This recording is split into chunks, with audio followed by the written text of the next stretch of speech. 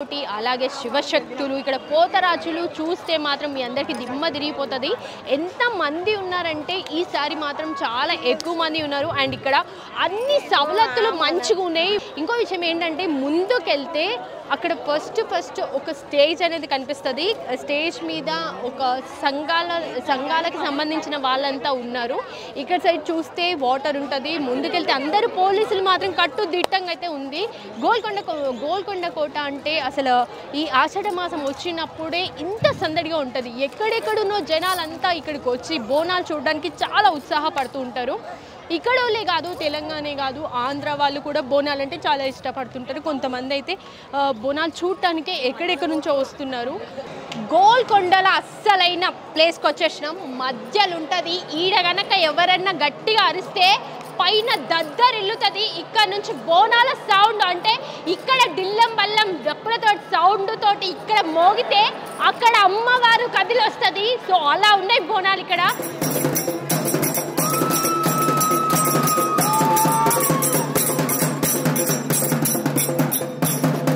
ఈ ప్లేస్ చూసారా ఎంత వెడల్పు ఉంది, ఎంత మంచిగా ఉందంటే ఈడ శివశక్తులు కానీ పోతరాజులు కానీ అలాగే బోనం ఎవరైతే ఎత్తుకొస్తారో ఇక్కడ మాత్రం మస్త్ అంటే మస్త్ ఆడతారు.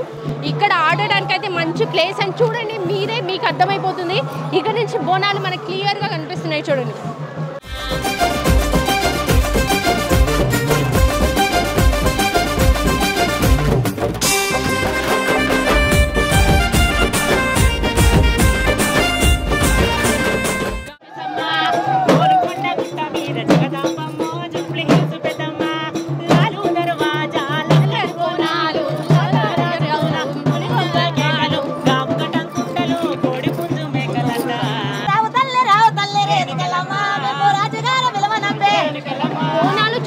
చూసుకుంటూ మనం పైకి వచ్చినాం.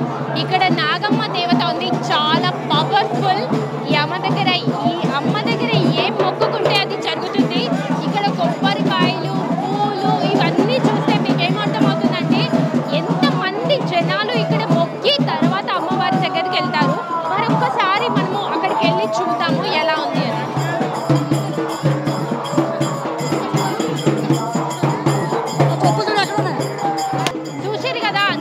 బోనాలు ఎత్తుకొని శివశక్తులు అలాగే ముందట పోతరాజులు ఆడుకుంటా, శివశక్తులు అందరూ పూనకాలు ఆడుకుంటా మొత్తం దద్దరిల్లుతుంది గోల్కొండ. మొత్తం బిల్లం బల్లం సప్పులతోటి ఈ బోనాలన్నీ కూడా అమ్మవారికి పైన సమర్పించడానికి అలా అందరూ ఎలా వెళ్తున్నారో చూడండి ఒకసారి.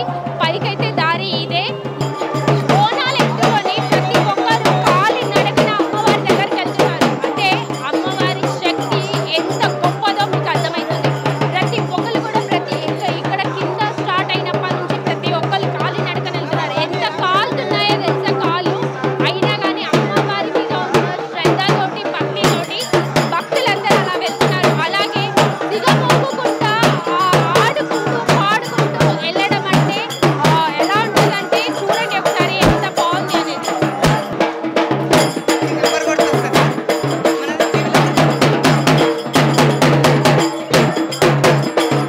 ఆల్రెడీ నాగమ్మ దేవత తర్వాత ఇక్కడ మళ్ళీ వచ్చి ఇక్కడ కొబ్బరికాయలు కొట్టి ఇక్కడ నుంచి మళ్ళీ భక్తులు పైకి వెళ్తున్నారు. సో ఇది కూడా ఫేమస్ అన్నమాట. ఇక్కడ ఈరగోల అవన్నీ ఉన్నాయి, అంటే పోతరాజుకి సంబంధించింది అన్నమాట అవన్నీ.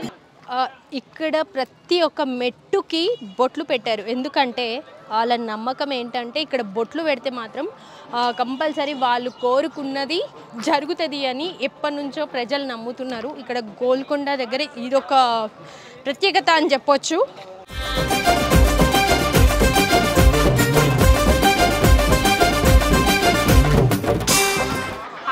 ఇట్లనో కష్టపడైతే పైకి ఎక్కినాం.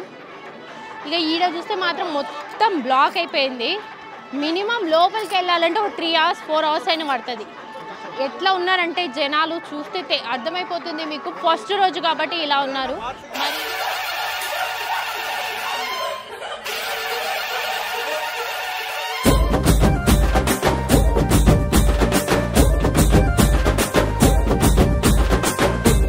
పుట్టినవో ఎల్లమ్మ, ఈ పుడమిలోన వెలిసినావో మాయమ్మ, బాయిలోన పుట్టినవో ఎల్లమ్మ, బంగారు తల్లి కదలిరా